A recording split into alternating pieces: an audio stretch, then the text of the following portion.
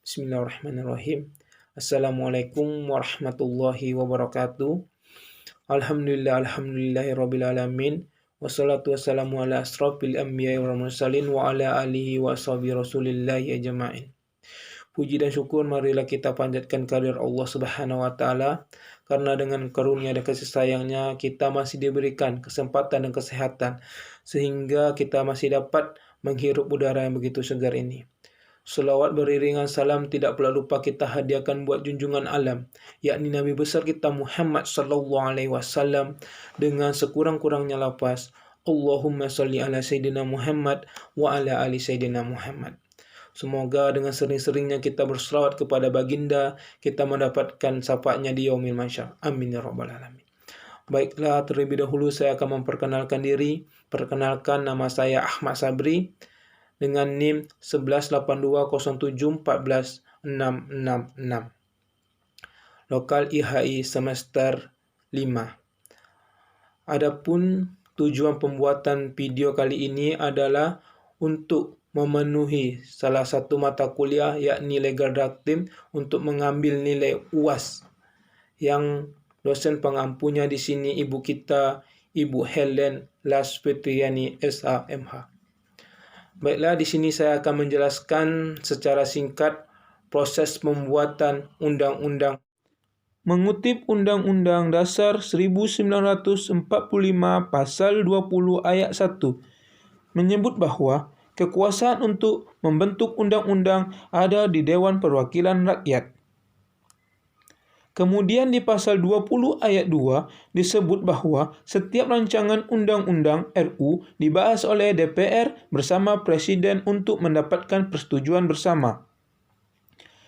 Maka untuk proses pembentukan sebuah undang-undang diatur dalam Undang-Undang Nomor 12 Tahun 2011 tentang pembentukan peraturan perundang-undangan, Pasal 16 sampai 23, Pasal 43 sampai 51 dan Pasal 65 sampai 74.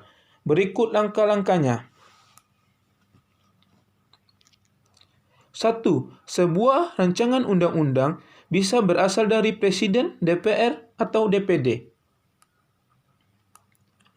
2. Rancangan undang-undang yang diajukan oleh Presiden disiapkan oleh Menteri atau pimpinan lembaga terkait.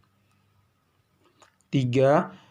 Rancangan undang-undang kemudian dimasukkan ke dalam program legislasi nasional oleh Badan Legislasi DPR untuk jangka waktu 5 tahun.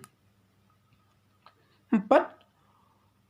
Rancangan undang-undang yang diajukan harus dilengkapi dengan naskah akademik, kecuali untuk rancangan undang-undang anggaran pendapatan dan belanja negara (APBN), rancangan undang-undang penetapan peraturan pemerintah pengganti undang-undang (Perpu) menjadi undang-undang, serta rancangan undang-undang pencabutan undang-undang atau pencabutan Perpu. 5. Pimpinan DPR mengumumkan adanya usulan rancangan undang-undang yang masuk dan membagi ke seluruh anggota Dewan dalam sebuah rapat paripurna. 6.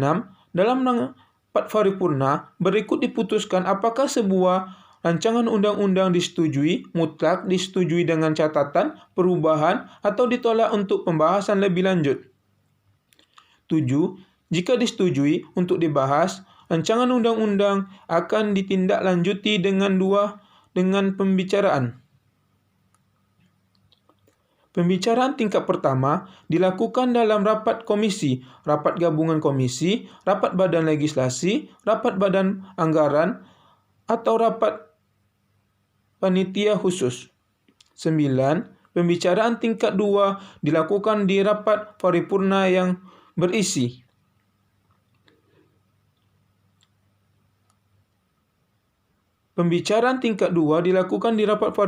berisi penyiapan laporan, penyiapan mini praksi, pendapat mini DPD, dan hasil pembicaraan tingkat 1.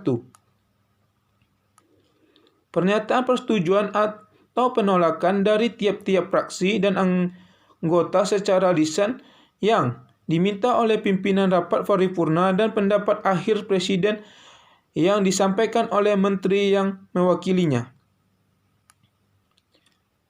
10. Jika tidak tercapai kata sepakat melalui musyawarah mufakat, maka keputusan diambil melalui suara terbanyak. Voting rancangan undang-undang. 11. Bila rancangan undang-undang mendapat persetujuan bersama DPR dan wakil pemerintah, maka kemudian diserahkan ke Presiden untuk dibubuhkan tanda tangan.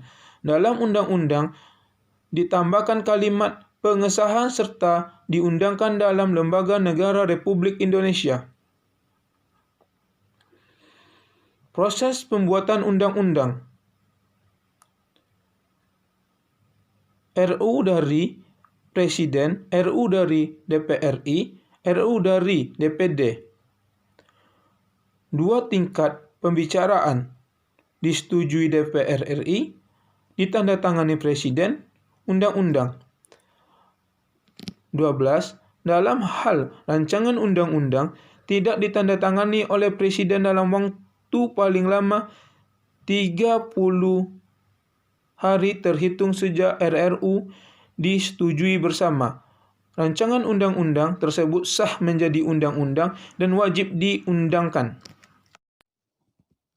Baiklah kawan-kawan, di sini bisa kita lihat atau contoh dari rancangan undang-undang Republik Indonesia. Di sini masalahnya tentang ataupun judulnya ketahanan keluarga. Adapun poin-poin yang dapat saya jelaskan, yang pertama menimbang. Menimbang terdiri dari A sampai dengan F.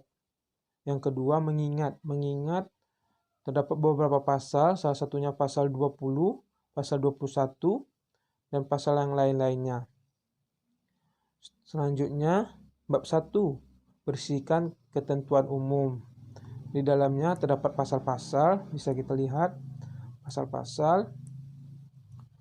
Bab kedua, pembangunan ketahanan keluarga, bagian kesatuan, bagian ke-1 umum, bagian kedua komponen ketahanan keluarga. Selanjutnya bagian ketiga, tahap perkembangan keluarga. Bagian keempat, pengutamaan ketahanan keluarga. Berisikan tentang pasal-pasal, bisa kita lihat. Selanjutnya, bab keempat yang berisikan lingkungan ramah keluarga, bagian ke-1 umum, bagian kedua pekerjaan ramah keluarga, berisikan tentang pasal-pasal, bisa kita lihat bersama-sama. Bagian ketiga, wilayah ramah keluarga, berisikan juga pasal-pasal. Bab yang kelima, perlindungan ketahanan keluarga, bagian 1 umum, berisikan pasal-pasal. Bagian kedua, pencegahan kerentaan keluarga, paragraf 1 umum. Paragraf 2, pendidikan ketahanan keluarga. Paragraf ketiga, pelatihan ketahanan keluarga. Paragraf 4, konsultasi ketahanan keluarga. Selanjutnya, bab 6, kelembagaan.